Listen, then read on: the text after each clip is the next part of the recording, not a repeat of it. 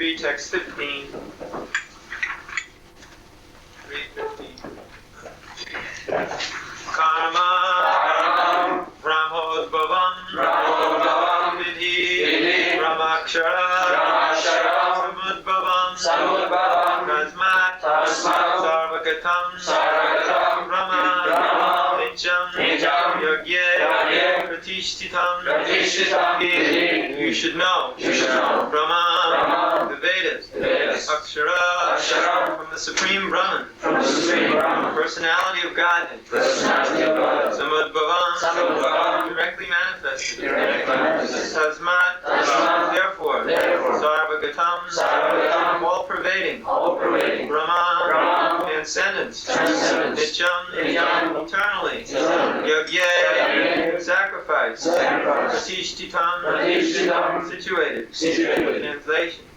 Regulated activities are prescribed in the Vedas, and the Vedas are directly manifested from the Supreme Personality of Godhead. Consequently, the all-pervading transcendence is eternally situated in acts of sacrifice. Purport.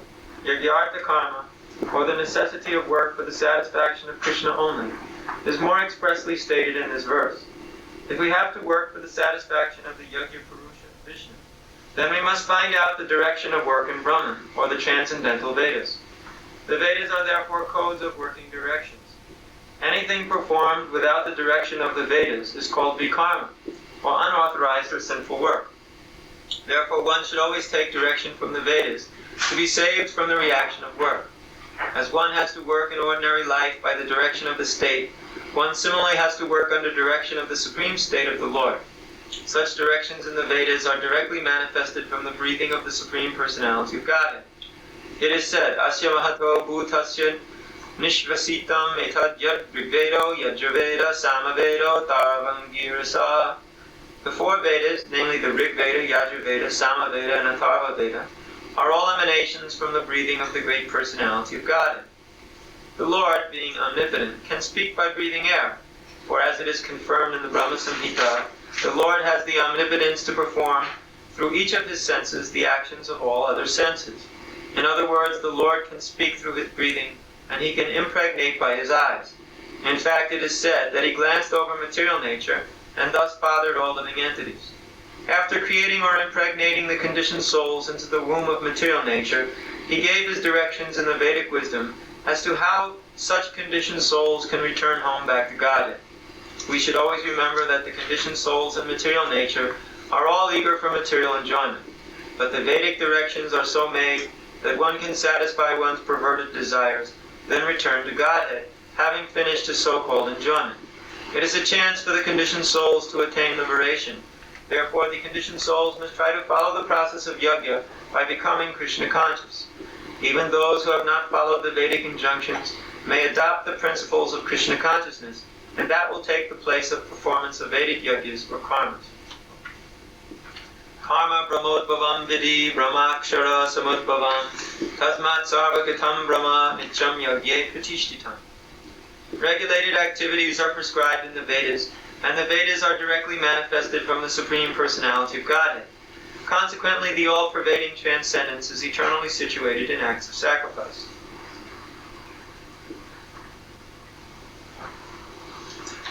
So in this verse, Krishna is describing that regulated action is required. Now in the modern society, nobody considers that regulated action has any value. We consider generally we can do whatever we want, whenever we want, at any time. This is the way we feel. And our lifestyles reflect that as well. We find that people, they just act in all kinds of ways. And they don't really care too much about any regulation. The only regulations that they accept are those which are forced upon them externally, and which they can do nothing about. For instance, just like speed limits on roads and other laws, or let us say when you work, you have to be at the job at such and such o'clock in the morning, and you have to work in a certain way. These things are external restrictions placed upon us, and because we wish to get something out of it, we follow these restrictions. But when it comes to our personal lifestyles, we don't act in a regulated way. These external organizations cause us to become regulated, but in our own personal lifestyles, there are no regulations like that. Therefore, we like to do whatever we like. But actually, Krishna is saying that regulated activities are actually what is prescribed in the Vedas. Regulated activity means you do things at the same time or in the same way according to some higher purpose. Just like one is forced to, let us say, work according to some purpose that one wants to make money, to support himself. So working is good. That's not exactly a higher purpose, but that is another purpose. Now, if we have, let us say, some higher purposes, we want to go back home, back to Godhead. Now, because we want to go back home, back to Godhead, we accept a position wherein we will work according to some regulated fashion in order that we can attain the best results of our Krishna conscious advancement process. So therefore, we do things in a regulated way. Just like we described last night about offering of food. So we offer our food regulatedly every day. We generally eat in the same time. We eat generally the same kind of a thing. We rise at the same time. We take rest at the same time, more or less. And we take bath upon rising immediately. The program in the morning is always the same. Our programs are the same. We don't have to speculate about these things. We're very regulated. If anybody had told us before when we were in the material world, we're still in the material world, but not so much, that now you have to live in this regulated way, we would say you're crazy. Why should I? There's no reason to do it. Not only that, it would be boring. Every day you do the same thing. What is this? Go mad. But now that we're in Krishna consciousness, we've been every day doing the same thing for a long time. For many, many years. And we don't find that bad. We find that good. In fact, when we don't do the same thing one day, we find that bad. Our whole regulation gets all ruined, as we see. This is the difference between material life and spiritual life. In material life, the whole purpose of action is to enjoy the actions. In spiritual life, the purpose of action is to serve Krishna. And he will enjoy the fruits of the action.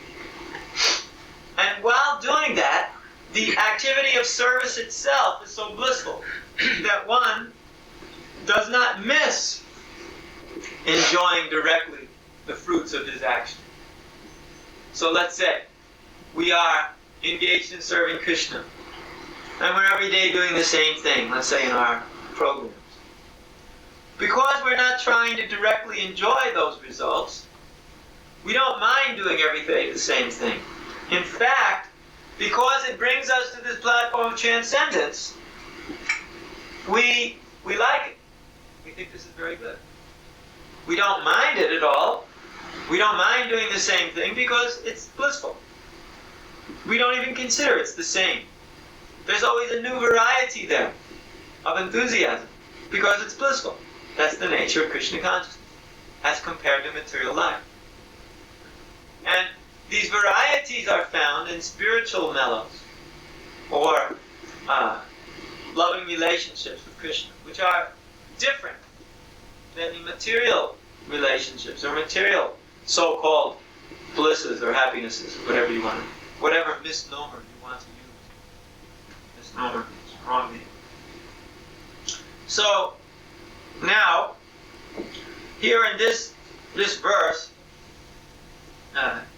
it is stated that these regulated activities, specifically regulated activities in terms of yajna or sacrifice, they are actually the basis upon which sacrifice can take place. in a regulated way. You do it in a regulated way. In this way, just like that, as it is said in the Vedas, in this place, at this time, under these circumstances. How you do it is regulated. You can't just, somewhere throw down some fire and start throwing ghee and grains. I even saw once one person, not in our movement of course, in some bogus speculation, he was making a fire sacrifice and there was a dog jumping over the fire, enjoying a game, jumping over the fire as he was making his fire sacrifice. So this is not regulated action. Regulated action means you do it in the right way, at the right time, in the right place. And it has to be done very carefully. And there's no question of dogs jumping over it. So, now, this regulation causes one's life to become molded in a certain way. After all, you have to collect the materials, you have to bring them to the spot, you have to situate yourself properly. In this way it goes on. Now, sacrifice is a very regulative thing. Just like our Sankirtan Yajna. It's very regulative. We have to act in a certain way, we have to set ourselves up in a certain way in order to properly do the service. And as soon as your regulation is broken, immediately you're having a very hard time accomplishing anything, is it not? Yes. Therefore, to perform the Sankirtan Yajna, one has to be very regulated, in a very specific kind of a way. That is why all Sankirtan devotees are in much better condition than everybody else. Because they're so structured in their activities as compared to others who speculate. So, Yajna is based in structure. There's a way you should do it, and a way you shouldn't do it. Similarly, all acts of sacrifice which one can perform for the satisfaction of Krishna are situated in a regulated fashion under the instruction of the Supreme Personality of God, as it is given in the Vedas. Therefore, Krishna says in this verse, therefore, that the Supreme Lord is always situated in acts of sacrifice. And therefore, you can find Krishna through this sacrifice. Krishna is always situated in acts of sacrifice, for it's his instruction which causes these acts to take place. And following his instruction is on a transcendental platform, and by doing like that, you may contact Krishna. And by such contact, one may become purified in Krishna consciousness. So, the Lord has given instructions in the forms of the Vedas. How do the Vedas manifest? They manifest from the breathing of Narayan. Veda Narayana Shakshat, by his breathing directly. The Vedic literatures are manifested. And Lord Brahma, he receives that knowledge within the heart.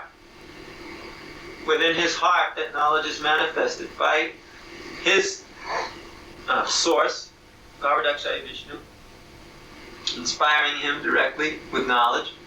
And then those Vedas, those literatures of complete knowledge, each are manifesting out, each Veda manifests out from one of the four heads of Brahma. Rig, Sama, Yajus, Atharva. They all come out, one Veda, from one head of Brahma. And that knowledge of Veda is passed down throughout all of the generations with specific instructions exactly how to do things. Just like the Atharva Veda. The Atharva Veda is an extremely practical book. There are exact instructions how to do almost every single conceivable kind of thing. You can learn how to build your house from the Atharva Veda. You can learn all kinds of medicinal practices from Atharva Veda. All these subject matters, which are surrounding Vedic principles, they are also all given in Atharva Veda. So many things. Atharva Veda is a very practical book. Sama Veda is filled with hymns for glorification of the Lord, directly or indirectly, also through glorification of King Indra, who accepts these sacrifices on behalf of Krishna.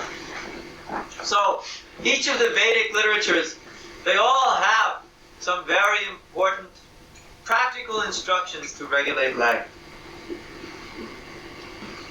Now, the Vedic instructions are so made that one can satisfy one's perverted desires, then return to Godhead having finished his so-called enjoyment. Dharmartha kama moksha. After one receives artha, economic development, which is a product of his piety, then one can get kama, sense gratification, which is a direct result, generally, of artha, or economic development. But when he gets frustrated with the whole thing, and he cannot any longer continue in this material world, then he looks for moksha, or liberation.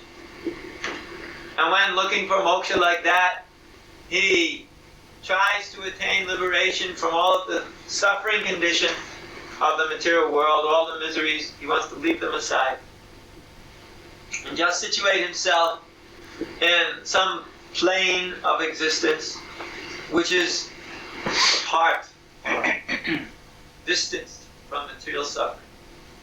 So the whole Vedic prescription is to bring one through all of these state platforms up to the point of liberation. Now, liberation is nice. At least it's better than material existence. If there's a choice between being liberated and not liberated for an ordinary person, well, we would say certainly take up liberation.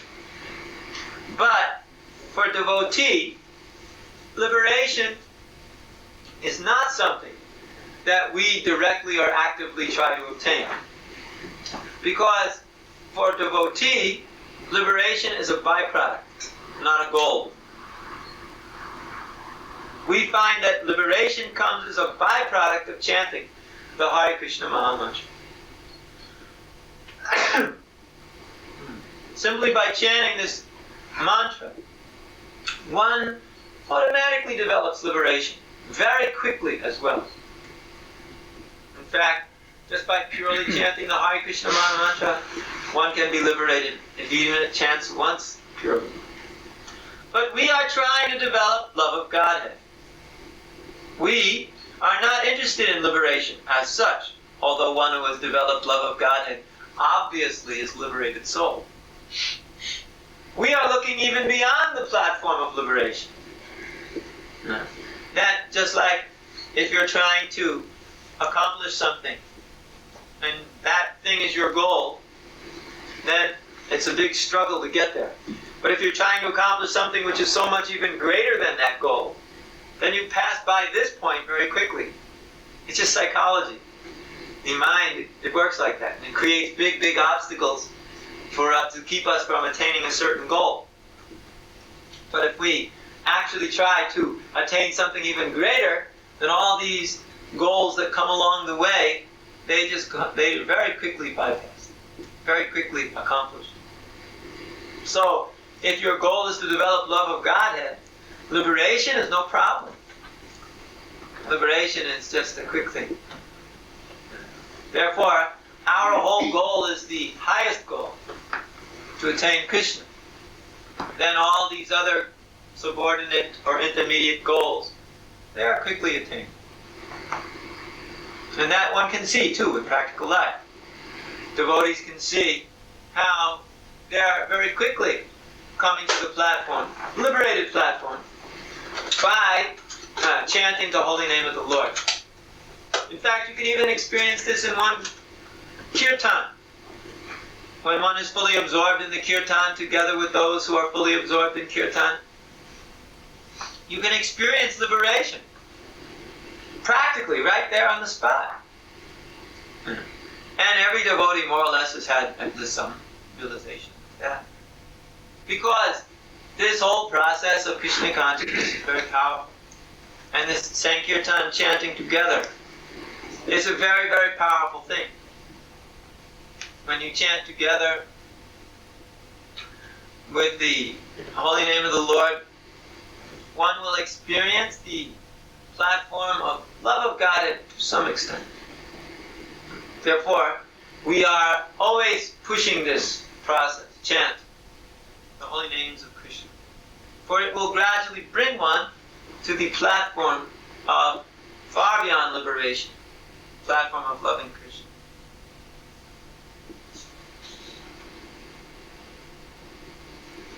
Next verse.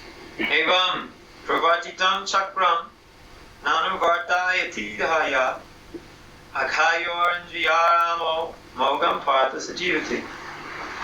My dear Arjuna, one who does not follow in the human life the cycle of sacrifice, thus established by the Vedas, certainly leads a life full of sin, living only for the satisfaction of the senses. Such a person lives in vain. Purple.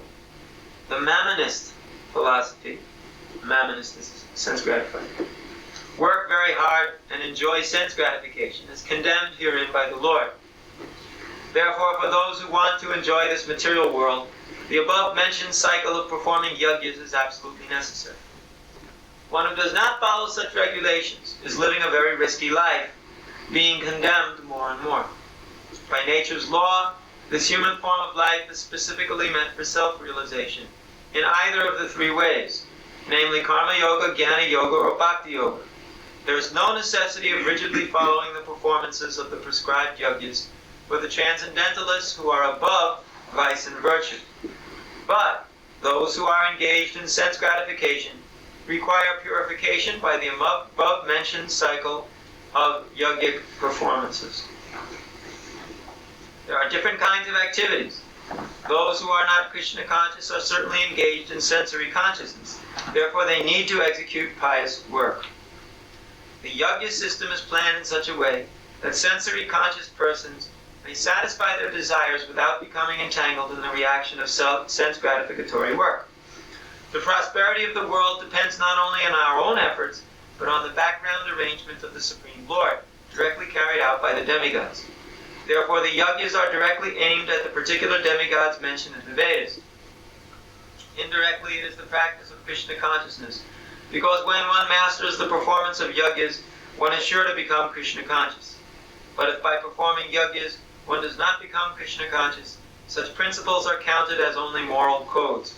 One should not therefore limit his progress only to the point of moral codes, but should transcend them to attain Krishna consciousness. So we find again Krishna reaffirming this important concept in the next verse. That if you don't follow the cycle of yogic performances mentioned in the Vedas, then one's life is full of karmic reactions. He's just going to have to eat the piles of karmic reactions which he has created. Sacrifice is the only thing which can bring one out of this karma of the material nature. Otherwise, everything one does brings karma. And reaction comes, and reaction must be accepted. And that's simply all that there is to it. You can't avoid it as long as you're in the material world. Karma must be there. Reactions must be there. Therefore, the cycle of yajna is meant to relieve one from all of those reactions. You live a risky life if you don't follow yogic performances. Yagyarto karmanonya trilokayam karma bandhana. If one doesn't act according to the sacrifices mentioned in the Vedas, one has to take up karma bandhana, bondage. You have to be bound up by karma. This is a very difficult thing, always bound up by karma. For one will always be living on the platform of mental speculation. Just like those who are on the platform of mental speculation. They're on manorata, tavato vahi, asata. They're living a life that is always flickering on the mental platform, on the chariot of the mind, just going here, going there, all different places just to enjoy in this material world. But these situations are like situations of trying to become settled in a bed of quicksand. One gets entangled in each and every situation, dragged in, such that he is not actually ever going to be satisfied in any endeavor. Karmic reactions are like that. It does not bring satisfaction to anyone. Always so much trouble. Your world's full of trouble.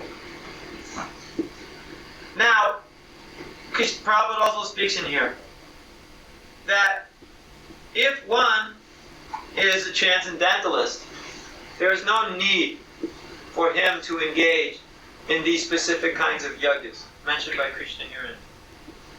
If one is actually a transcendentalist, engaged in the yoga practice itself has all of the different forms of sacrifice one requires. You don't have to do anything separate or independent. But if one is a gross materialist who's got no other idea than simply to enjoying this world, at least he doesn't take up any proper yoga practice. And we're not talking here about doing some exercises to get a nice skinny body. We're talking about a real yoga system. Then if he is not engaged in such a yoga system, then he's going to be entangled in karma. So therefore for him, yajna is important.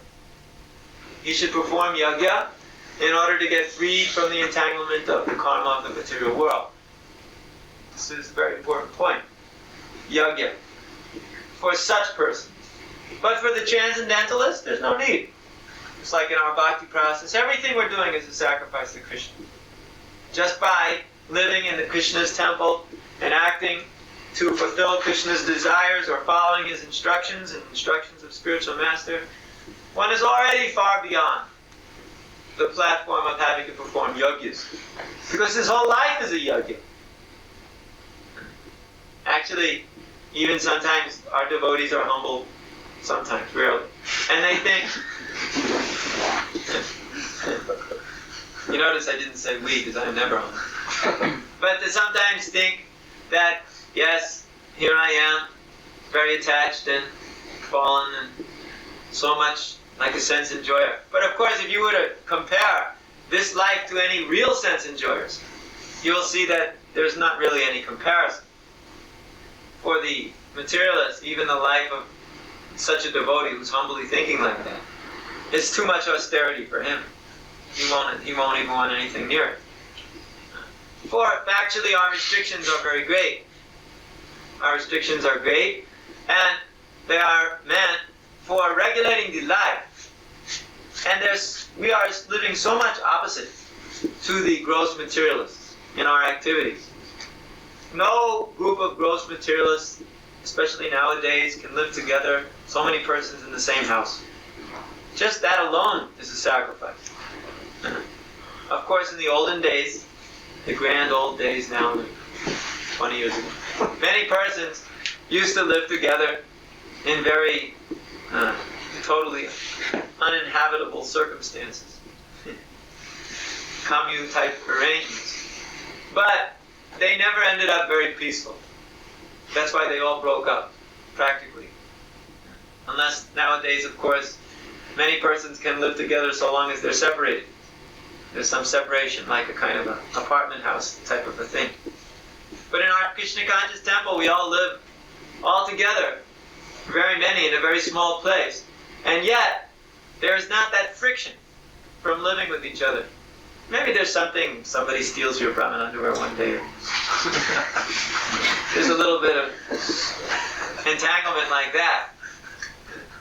But besides that, we don't mind living together with others in Krishna's temple because we're all engaged in devotional service of the Lord. We're all happily engaged together, very peaceful. We don't mind. We're so busy doing so many things for Krishna. We don't consider the household life, meaning the life of within a house, as very important. Because we're just busy engaged in Krishna's service. Therefore, we're not too much concerned. Of course, we keep the place nicely. We want that our house is nicely taken care of because it's Krishna's house. But this is not the end. This is just a place for bringing people to hear something about Krishna and moving on in our devotional service. So one can see this by these basic things, how so many people can work together and not be disturbed. At least they can work together. That is a very regulated thing. There's something there which regulates everybody in a certain direction. People are amazed how much we accomplish, only because we're basically just doing it together. We don't have our energies off in different directions. Sometimes they go to Almvik. It's like one of our neighbors in Almvik. He's amazed whenever he comes over how much we accomplish with so few people. He's just amazed. He can't understand it. How devotees can work. Devotees can do amazing things. Like sometimes we used to get together and have 50 devotees all of a sudden come and do a marathon for 3 days. And what they could accomplish in 3 days, karmis could not accomplish in 3 months. And I'm not joking. One day we even poured 53 cubic meters of cement. In one day, 15 trucks. I ordered the trucks in the morning, and the owner of the cement trucks, he came and he said, I don't care who you are, what you are, even you're the biggest company, you don't pour 15 cubic meters of cement in one day. He said, I'm only going to send you 3 trucks, that's all you're going to be able to do. I said, there's no question, if we're not going to do 15 cubic meters in one day, send the trucks. And he refused to do it. So then after the first 3 trucks were finished, we were sitting around taking a break, so we called him up and said, where are your trucks? He said, what for? I said, we're already done with them. I said, what? It's 10 in the morning. I said, send them all.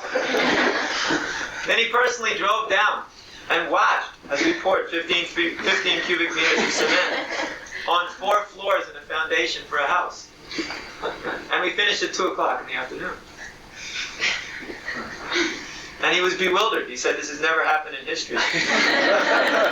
So after this, he was very respectful to devotees. He practically became Krishna conscious just from that. Of course, what he didn't see is after we proudly walked off the site, we all promptly went to sleep for 4 days. No, it didn't happen. Anyway, so the point is that devotees, they can get together and work very hard and do amazing things. Just like during our marathons. In our Christmas marathon, for instance. What all the devotees can do in distributing books, karmi companies can't even hope to do in a year. Because we just all fix our mind on a certain function or for a certain business for Krishna, certain service, and we just go out and do it. There's no question of, I don't feel like doing this, I think I'll do that, or maybe some other time, who wants to do this now? Or no, because everybody wants to serve Krishna, and we want to do it together, and we want to do it now, and we want to do it better. So, we go do it together. That's the potency of Krishna consciousness. And that is our sacrifice. Together we work. Together. Putting aside our personal considerations.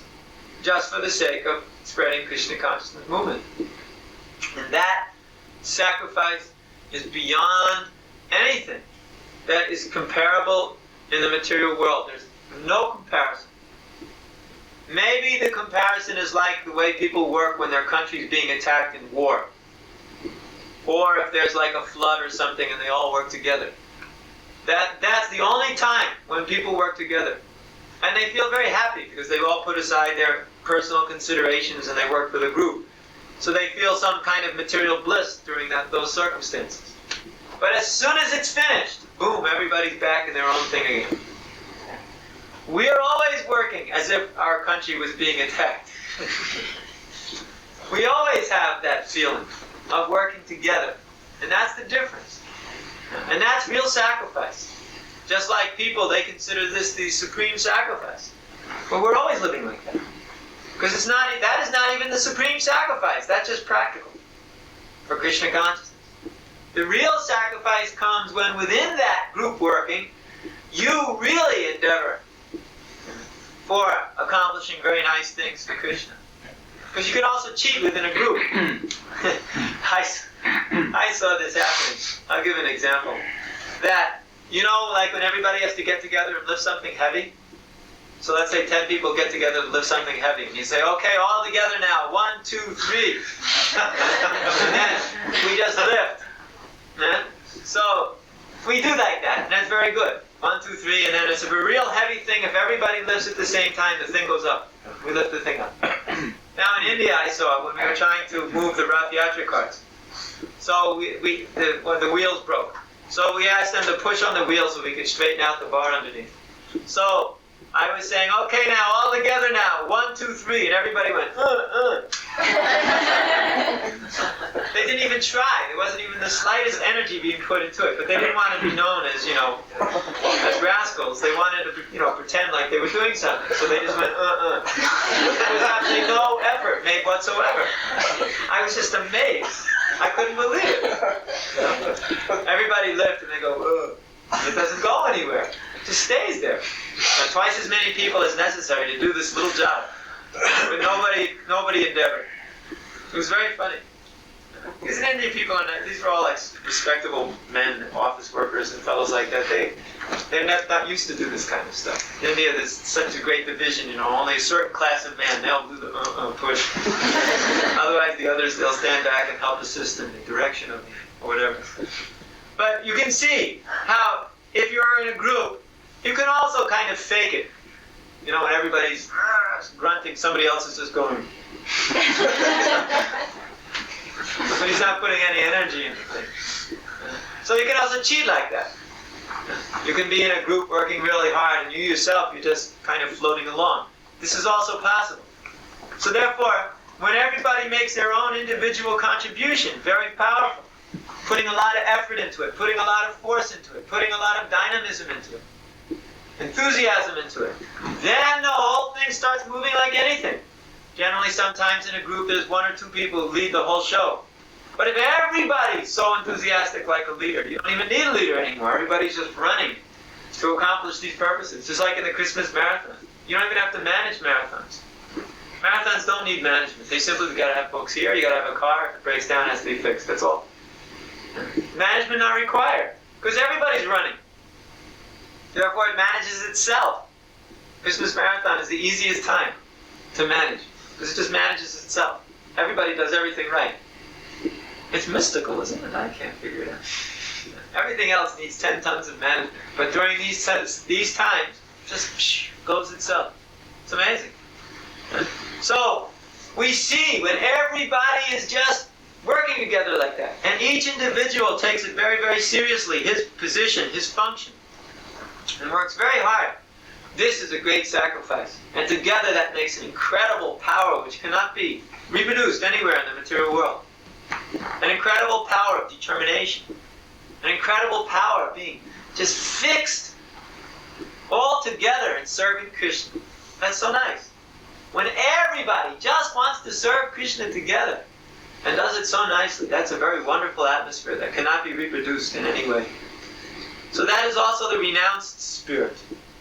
The renunciation, spirit of renunciation. That we are going to work for the satisfaction of Krishna and not just for our own satisfaction.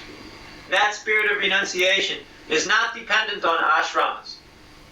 We're not talking here about whether one is a brahmachari, grihastha, vanaprastha, sannyas, because that's not the issue here. The issue here is how you're working. If you're working in a renounced way for Krishna, not what ashram you're in. You can be a brahmachari and be totally bogus. You can be a sannyasi and be bogus. You can be a grihastha and be completely bogus. It doesn't matter. What counts is how you are working for Krishna. If you're working in a renounced fashion or not. And that must be understood. And something must be done to correct that if it's not exactly in the right way. So these statements here of Krishna are opposing living lives of sense gratification, very much encouraging living a life of surrender for the service of the Supreme. So we should take that seriously and act on that. And that will help us very much. Are there any questions? If you get moksha, is it possible that you fall back? Yes, if you're simply absorbed in this liberated platform of Brahman. But one cannot engage himself in devotional service from that platform, then most likely he will fall back. Unless he has gotten himself in relation with Krishna. Let's say he's gotten moksha just to Brahman, but he has not attained, let us say, Vaikuntha Loka. Because also some they are liberated in the Shanta platform. some mystic yogis or someone like that. They may be liberated in the Vaikuntha Loka in that way. But somebody who's got no connection, he can't stay eternally in that position. Because the only eternal positions allowed are one of the 5 rasas, starting with Shanta. So, unless the one who's in the moksha position, liberated position, can engage positively in some one of these higher platforms, he cannot remain in that platform. Of course, he can stay there for quite some time, but he can't stay there eternally.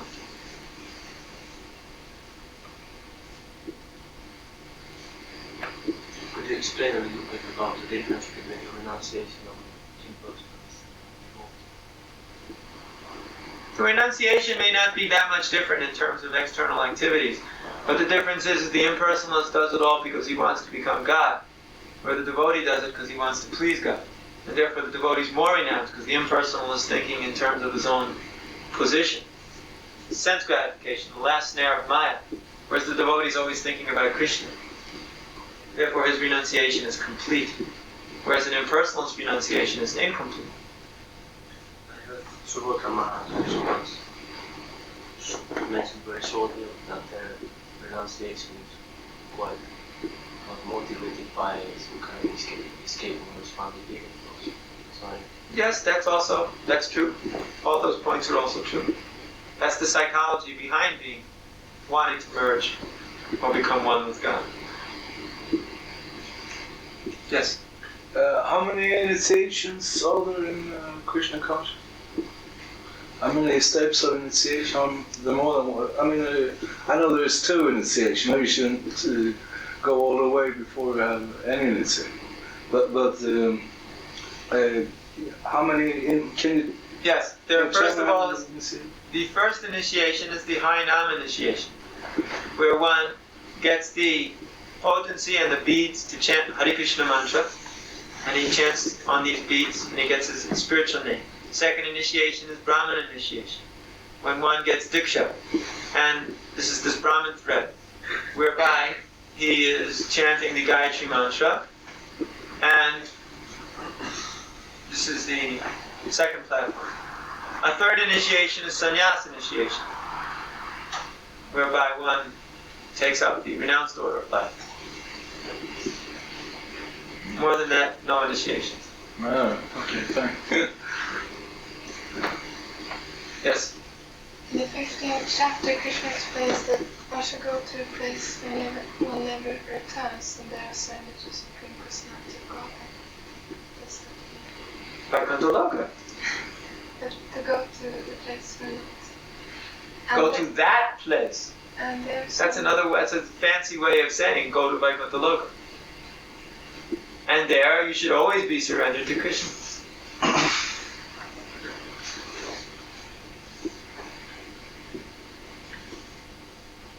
What's the importance of distribution in relationship to foreign? Yes, the more books you distribute, the more people become Krishna conscious. The more people become Krishna conscious, the more they want to become closer and connected with Krishna. But in that way you have to give them facility. So these things are there. This was called the loaded question. So you didn't get the answer you wanted.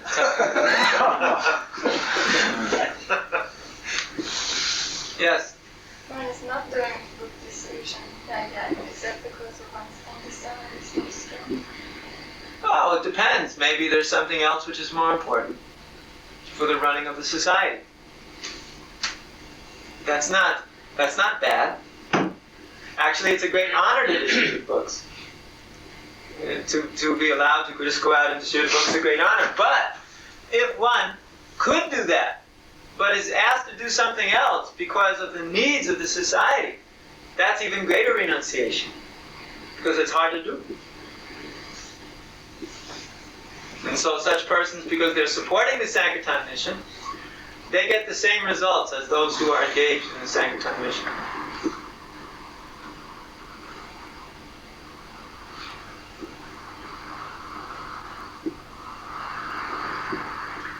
And sometimes because of having everyone you have late evenings and sometimes misses programs. So it affects these wonderful. Well, once you figure out how not to miss programs. You shouldn't miss programs. If it caused you to miss programs, then you should make it earlier. But one can always, get up, go to the program, and then take another rest.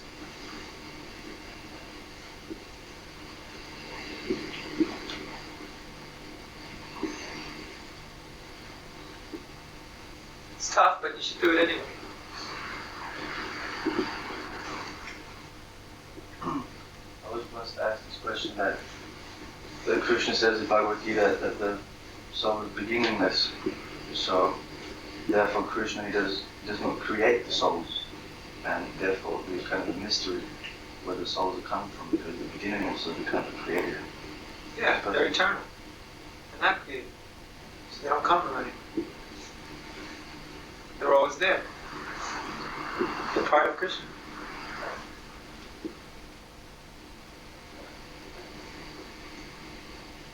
That's not difficult to understand, is it?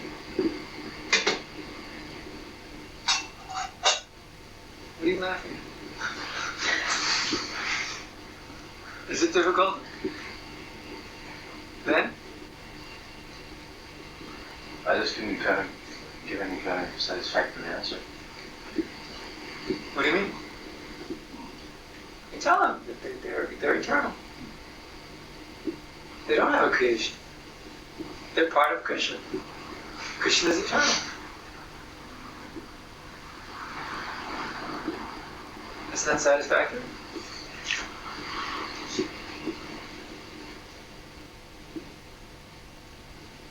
But isn't like Krishna the source and the Jiva is the emanation?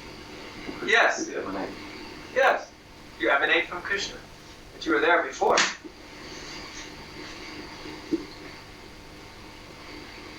You're part of Krishna. You're always part of Krishna. You're always part of Krishna. So there was never a point in time where the Jiva was... Emanate doesn't mean create. It means come out. The word emanate means to come out.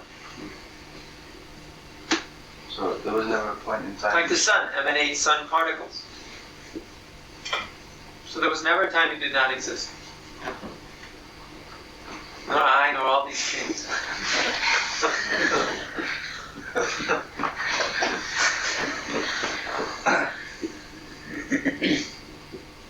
Okay?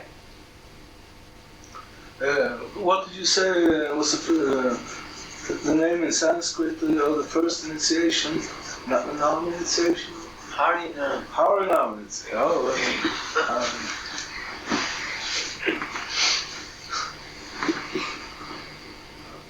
So that the living entity degrades by associating with the lower modes. But why does it choose to associate with the lower modes? Ask yourself that. If he has reached a certain platform, that is good. Like what platform? Mode of goodness.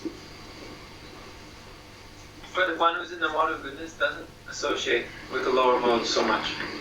He does to a certain extent because everybody does, but not so much. Means he doesn't degrade. He doesn't have to. What's your point? Just because... It's not that everybody degrades, some are also elevating. But the general rule is to degrade, because that's the nature of the material world. But those who are pushing forward, they don't degrade, they just advance.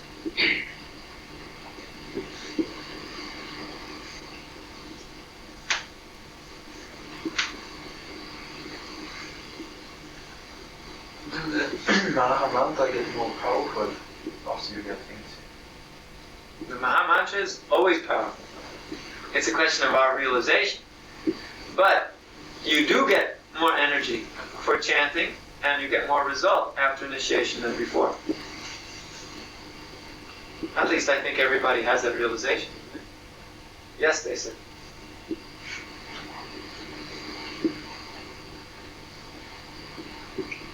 But so also comes more responsibility.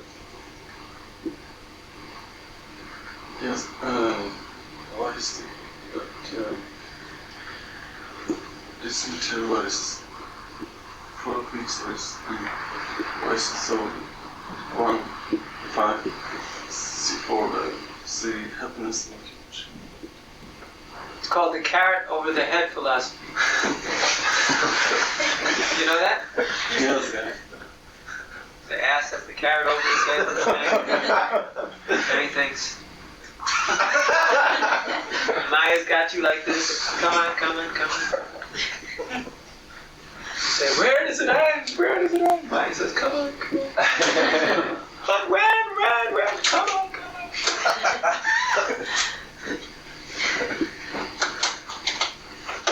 And when one realizes that, he says, hey, enough of this! Maya says, ah. You sure? Come on, come on. No! Maya says, come on. No! We'll see. You'll be back again. No, I'm surrendering to Krishna now. That's it. The mind's always waiting peacefully.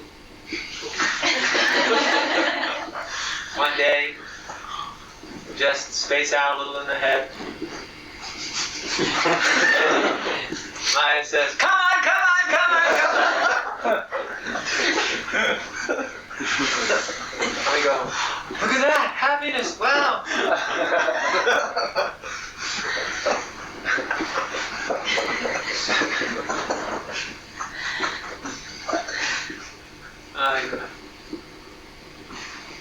Approximately, how long time shall you go to Anviks before you can receive initiation? I mean, like for a couple of years, you shall live Anviks or Koshness or commune for a couple of years or something. But it's also a temple.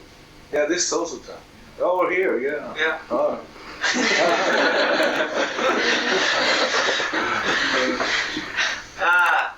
The general rule established in our society is about 1 year. Properly following all the things and following the principles and chanting 16 rounds a day on the beat. Yeah.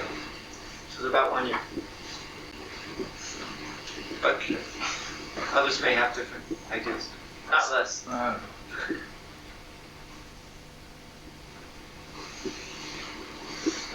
Yes. You said that Krishna is past, present, and future also. So sometimes you bring up the point of the contradiction that the living entity has free will. Krishna is or knows? He knows future also. So If Krishna knows the future, therefore we're not free. yeah. Wrong. Just like I know in the future that this camera is going to be turned off and be put back in the box. Right? Does that mean I'm making it happen? I know you're going to go to sleep. Is it my fault? Am I making it happen?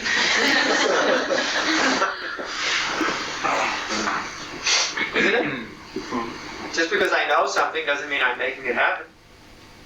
Just because Krishna knows everything doesn't mean he makes it happen. You make it happen, but he just knows. I know so many things. I can be a big predictor. I know you're all going to get in the car and drive off and go in Sankirtan tomorrow. Somebody's going to get up and wash his clothes. So I can predict something.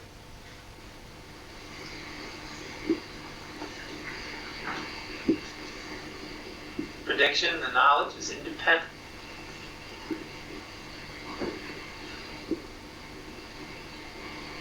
So you can explain it like that. Everybody can understand it immediately.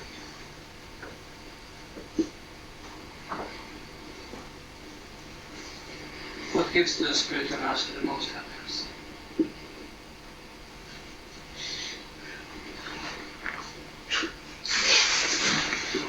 Why don't you ask the question in another way?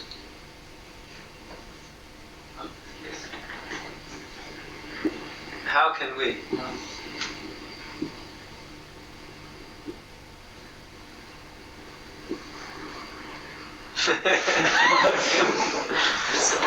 What do you want to know?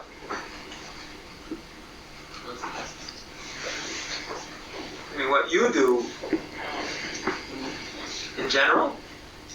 General has nothing to do with you.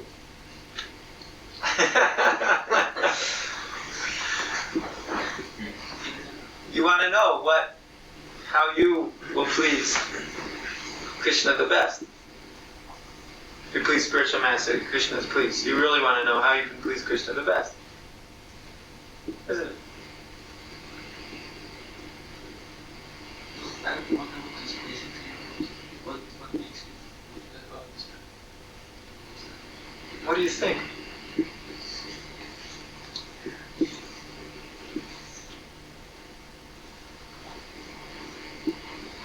What would you speculate?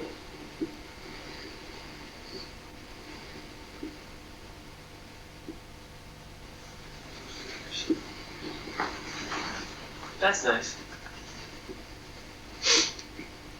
Anything else?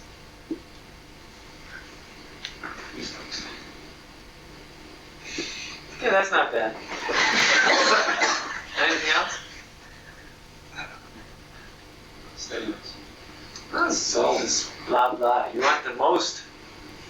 What do you think the most? Be happy in Krishna consciousness is a byproduct. Huh? Love of Krishna. And then? Back to the spiritual life. Go back to the spiritual room.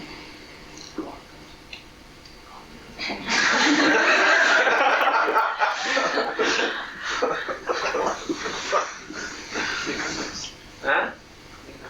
Yes, all okay.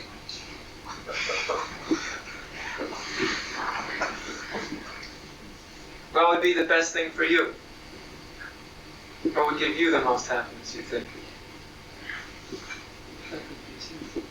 That's all? That's nice, but that's all? That's the most? Anyone else can figure out the most? What do you think?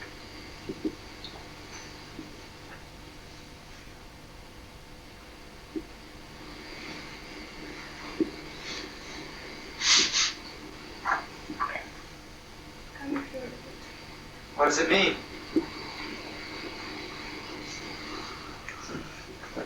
What does that mean? Serving Krishna. Yes. And what's the most, the best, the... Yes, but... Live with him and Dance? live with him and dance with is the best. That's close. That's actually close. You're getting there. Stamp-based. That's all the stamp-based.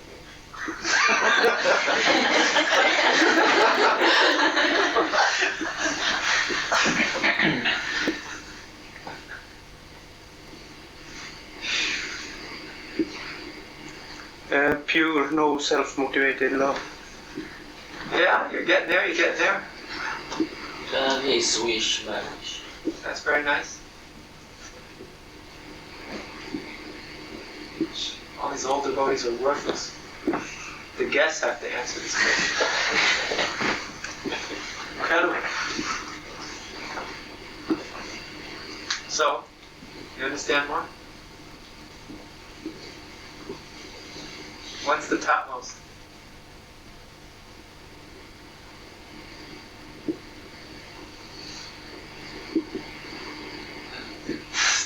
What? Why not? Just say.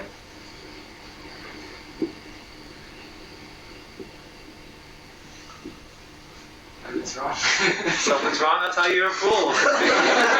Nothing new, it happens 10 times a day, so. Huh?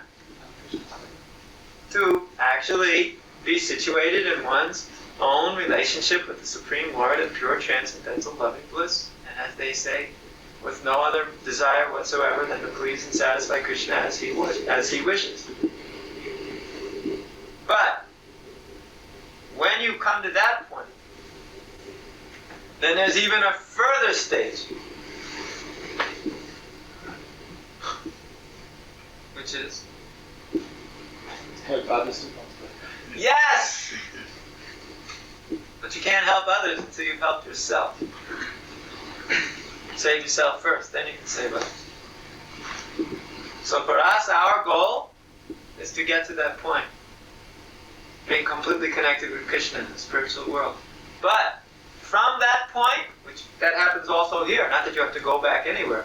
You can do that here. And while you're on that platform here, you bring everybody else to that platform too. That's perfection. Good enough?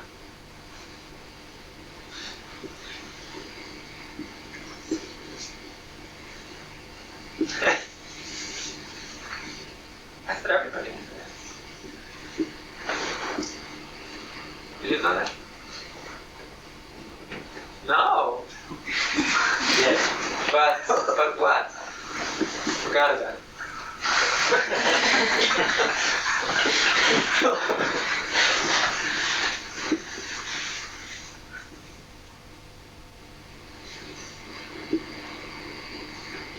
All right, Harikesa. Harikesa Swami,